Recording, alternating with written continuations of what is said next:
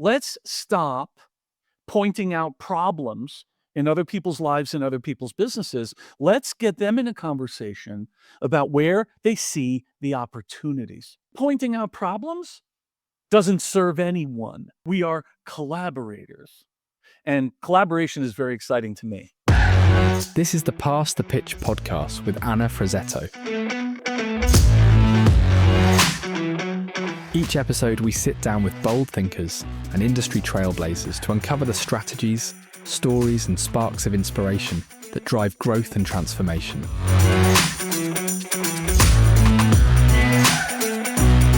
Let's get started. Hi, I am so excited to say I get to close season 3 of Pass the Pitch podcast with John Klymshyn. He's a coach and one that successfully helps people integrate their creative mind to their analytical mind, which I find fascinating. He's written a bunch of books and I can't wait for John to talk about it. But John, one of the things you talk about on your LinkedIn is you say how your journey with you begins with an examination of your current mindset, which I think is such a powerful statement and really kind of needs to be, delve the layers of that. You've also been fortunate to teach at universities across the nation, such as the University of Southern California and my alma mater, NYU.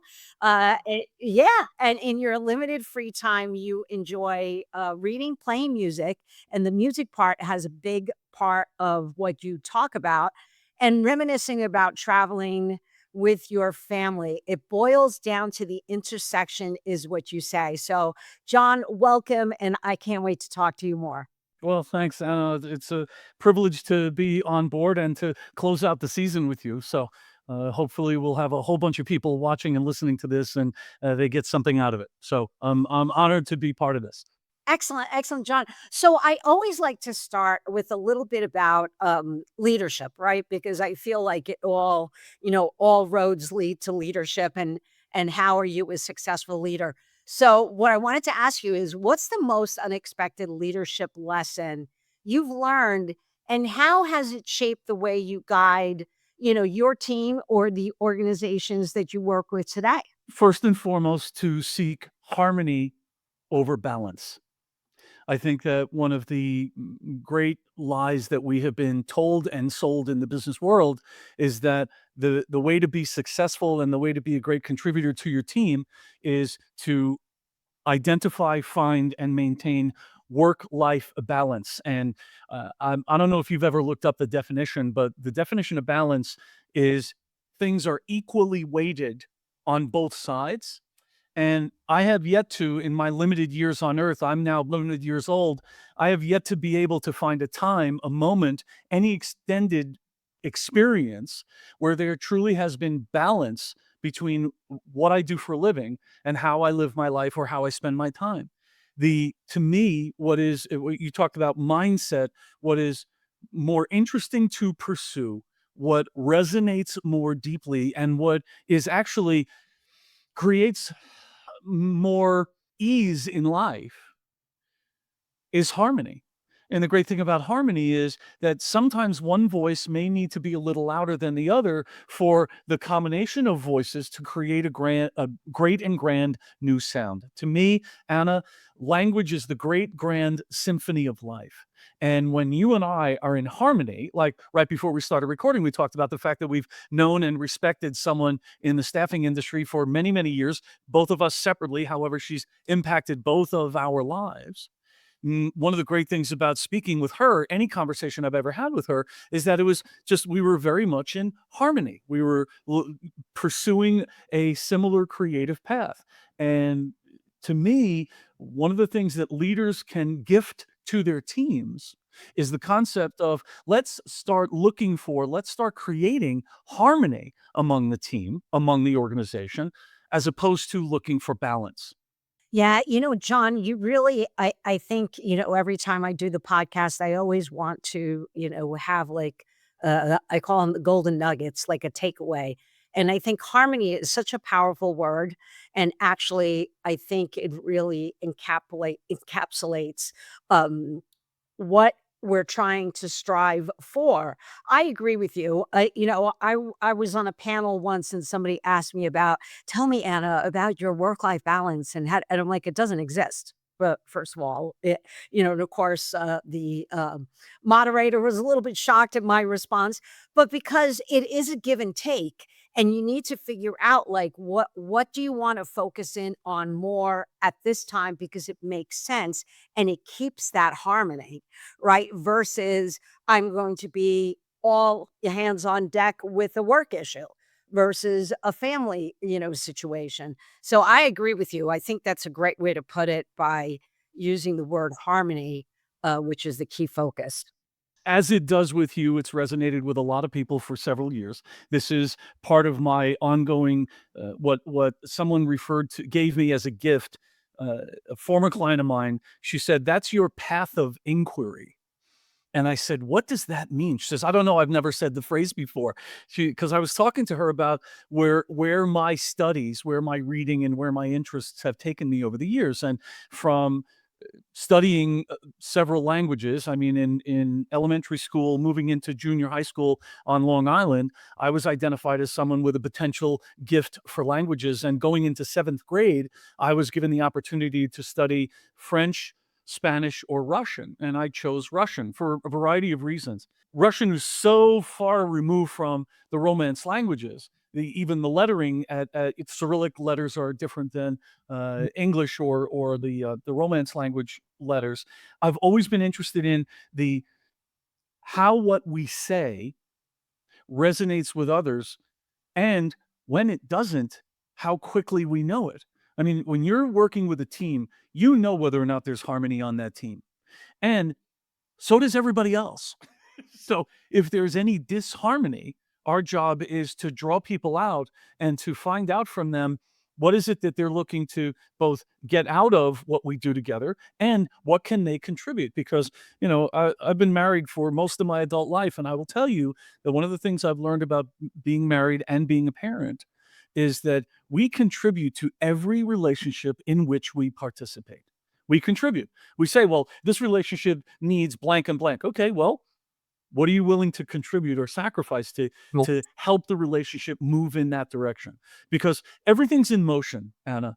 Everything is in motion. I mean, I'm fascinated with Galileo. I'm fascinated with Frank Zappa. Everything is constantly in motion. Right. So, John, as you're talking about, the Russian language and just languages in general and communication style and what do you put into a relationship, I always think of, like lost in translation when that term is used.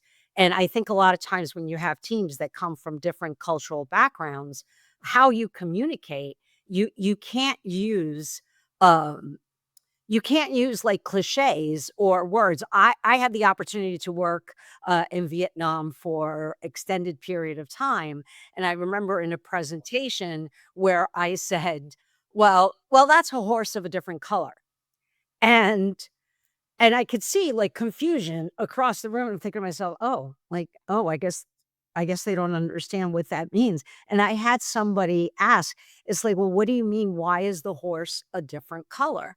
And took it literal. Mm. So, it's the whole loss in translation that I find fascinating, but I think it hits on the whole power of communication and languages and, cultural differences, and how are you effective in establishing those relationships which lead to leadership. As a leader, how do you manage in those situations? Mm. And to me, the most effective and influential leader is always the best listener in the room. Absolutely, absolutely. So John, let me ask you this. What's one time you or your team had to pivot quickly? What made that shift either successful or not that you learned from it? What's your advice for thriving in unpredictable times? And I have to say, we are probably experiencing unpredictable times. I talk about this all the time, the challenges in sales and how sales is different today as it was 2 years ago or 5 years ago. It's a horse of a different color. Mhm. Well, here's the thing.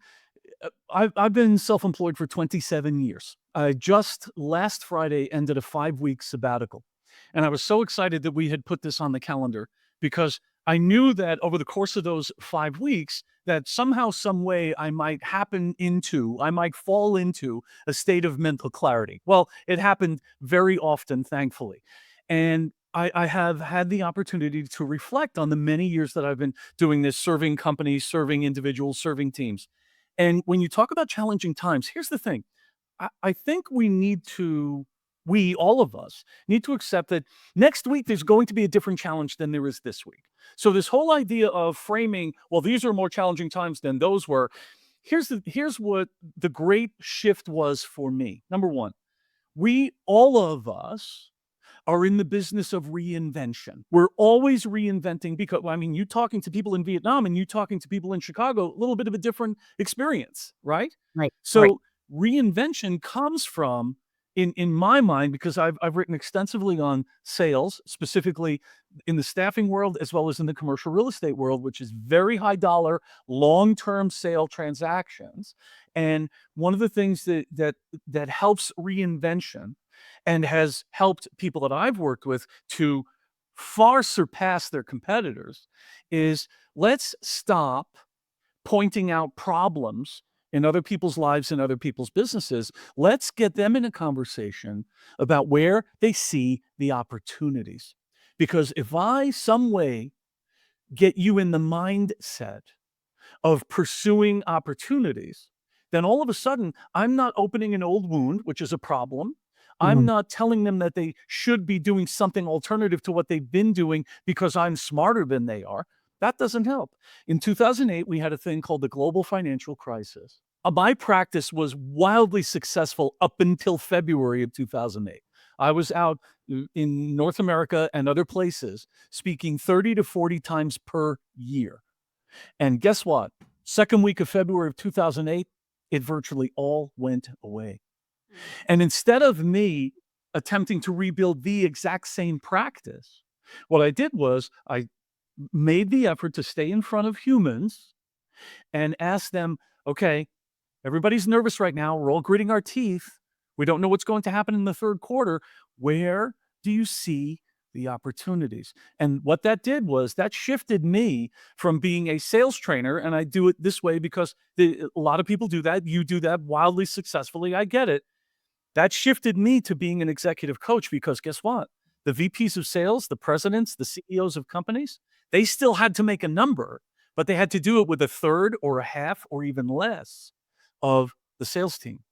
So what that did was it reminded me, and every 18 months or so, I will have on my calendar, think about reinvention. Doesn't mean I'm going to change my look. Doesn't mean I'm going to change my mindset. My mindset is, number one, I exist, I live, and I get paid to serve. Mm. Second, pointing out problems doesn't serve anyone. And third, if I can get you into a creative conversation, and that's a loaded phrase, if I can get you into a creative conversation about how we find opportunities, all of a sudden we're more than partners. We are collaborators. And collaboration is very exciting to me. Right. And John, honestly, that's one of the things that I preach all the time as far as on the sales side is that you need to collaborate with your clients when you're trying to pitch a solution or a service offering. It cannot be that you're selling them and it's a one direction conversation. You need to have the client engaged. So, yeah, I'm a big fan about collaboration across the board. It actually kind of leads me to my next question because reinvention, I think, is tied with personal branding and authenticity, right? Mm. So how do you balance staying authentic while building your personal and or organizational brand? What's one thing you think people get wrong about this? And since you've been in business for 27 years, you know a lot about reinventing and personal brand. I'm going to be a stickler for language because it's kind of my thing and my neck gets tight. I don't balance it. I look for the harmony. And since I look for the harmony, there are 3 words that are basically the triangle within which I live, which are authentic, transparent, and unapologetic. And Well, unapologetic is that's part of my New York upbringing. It's part of my mentality around I I don't call people up and say I can help you. I call people up and I say, where is it that you're looking to go? What are you hoping to accomplish? How can what I have, which is a very narrow focus that goes very deep, how can what I have be useful to you in the future? Because here's the thing, Anna, when I ask about them, when I point them toward the future, all of a sudden they don't feel as though I'm poking them in the chest.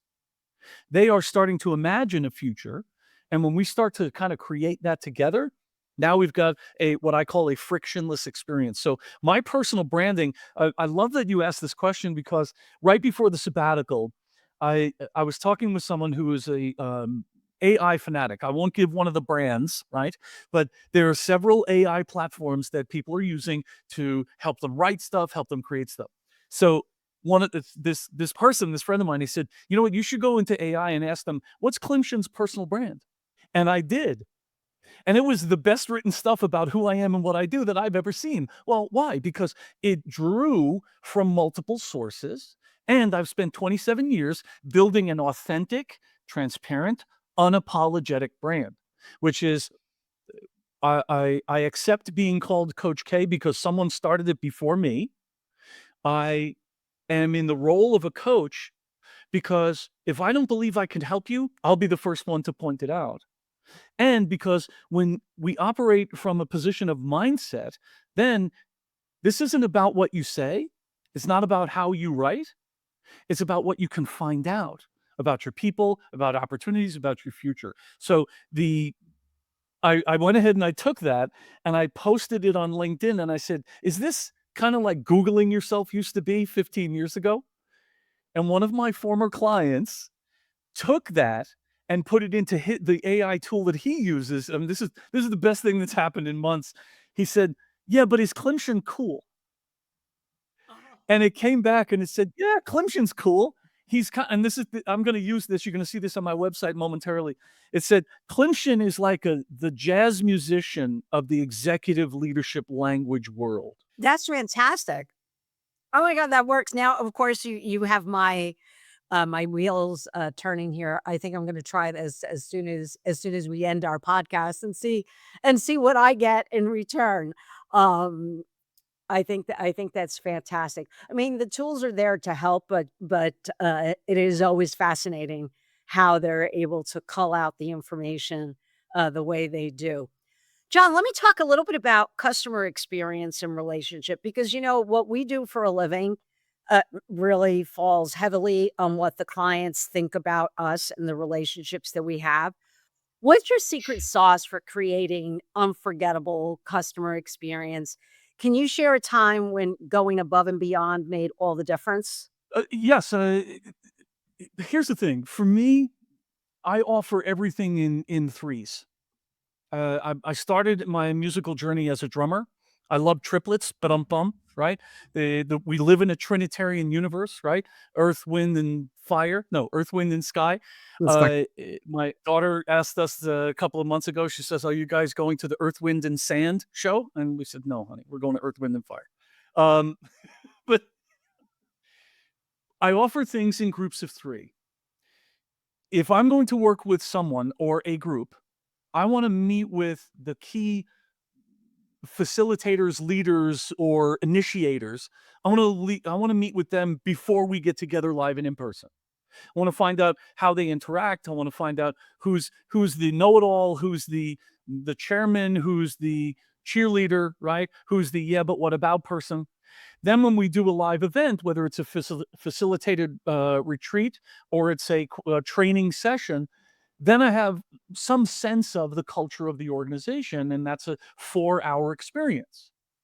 Then I will offer a 30-day, let's get together on a Zoom meeting to review what we discussed in the live session because it was a major investment for your company. When I say major investment, I'm not just talking about my fee. I'm talking about the salaries of every human in the room, sure. the fact that they are not out producing that day, and we're asking them to think a little bit. Well, actually think a lot. Years ago, someone asked me, what's the difference between, any other consulting firm or coach that we could hire and you? And I said, that's simple. Most people, not you, Anna, I know, because we've talked about how you approach things. Most programs or systems will tell your people what to say. I'm in the business of teaching them how to think. So I offer things in groups of 3, and I tell you what, that has created some stickiness.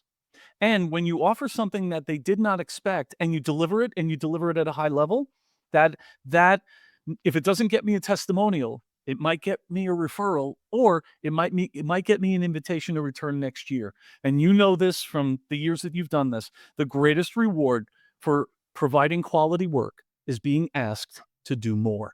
Absolutely. And I love the power of 3 because I'm a big fan of that also. I think you and I spoke about this a while ago. I think there's something about that, like I refer to a lot of times like the 3-legged stool, right? Like the 3 components to being a successful, salesperson. But I definitely think that that's very insightful, and hopefully the audience will take away some golden nuggets, as I refer to it all the time when we have this conversation. So, John, we're gonna have a little bit of fun here. I'm gonna try to surprise you here. I have some questions. I like doing this. I got the idea from Stephen Colbert. I love when he asks those questions of his guests, and it's usually it kind of gets people, creatively thinking about how to respond. All right, so let me start. So, what's one small habit or routine that keeps you grounded during a chaotic work week? 15-minute buffers. Ah, I don't go from one meeting to the next. I will literally, you can look on my Calendly tool. I'll give you access to my Outlook. Between meetings, there is always a 15-minute buffer. that's great. And I'm a big fan of that too. Um, and I'm probably not as diligent as I should be in giving me the 15-minute break, because it gives you a time to collect yourself, right? Like what just happened in this meeting, any notes that you want to take, if you want to get up and stretch or grab a cup of, tea or coffee or whatever, it gives you that time. I think that's great. So if you could teleport to one place for a quick brainstorming session, where would it be?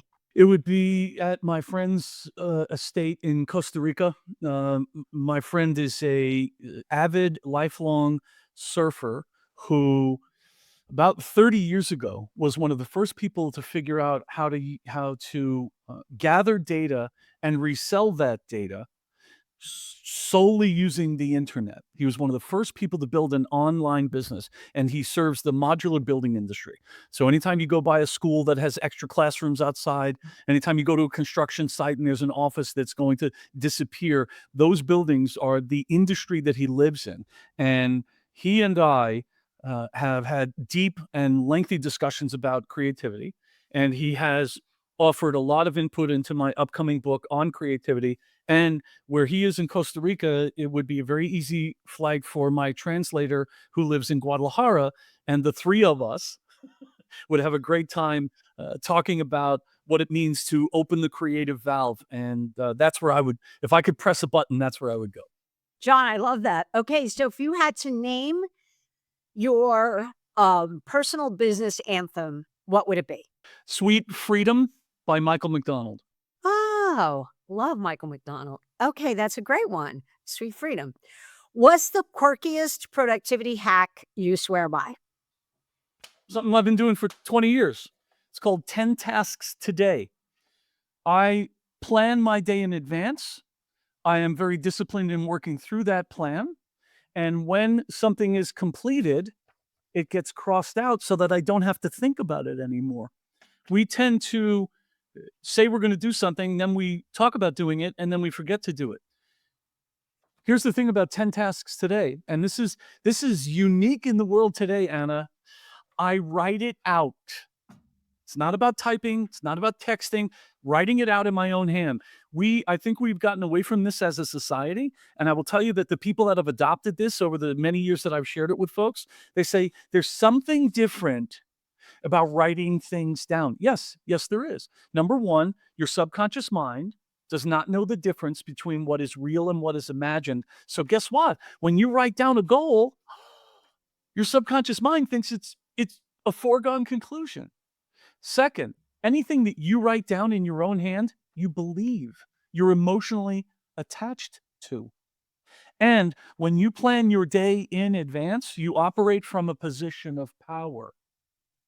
And operating from a position of power means that you determine where you want to and who you want to find harmony with. I love that. I think that is perfect. I'm a big fan of that too, regardless of how much digital access you have to things. I, constantly have, a book that's how I start my day. So I think that's a fantastic productivity hack. Okay, last question. Describe your leadership style in 3 emojis and explain why. First one would be the ear. Listening is how we establish connection. Listening is to me, hearing is the only unfiltered sense we have. When you hear the sound of someone's voice who you care about, goes right here. When you start talking about a restaurant that you love, your hand goes over your heart. Literally, the tips of your fingers are reaching for your heart. So the first emoji would be an ear or a pair of ears. What's the second one? Well, the heart. Heart. This is where everything comes from and everything lives. The brain thinks it's in charge, but the heart is. And any kind of musical note or representation of a musical instrument, which I text people often. I love that, John. Those are definitely creative, different than what I've heard throughout the season. John, real quick, share with the audience about your upcoming book. I think by the time the podcast comes out, the book should be published. So please give a quick snapshot. Well, thanks. I appreciate that. The title is Open the Valve, the New Path to Creative Play. As a creative practitioner, I write, I perform, I record, I practice, I speak for a living. I'm constantly creating. And one of my collaborators kind of keyed in on that phrase, and he says, this is who you need to speak to with this book.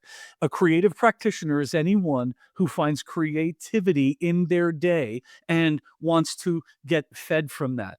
I see it on the shelf right next to a book called The War of Art by a guy named Stephen Pressfield. And on the other side of it would be a book called Finding Your Water by the great Julia Cameron. She wrote a series called The Artist's Way.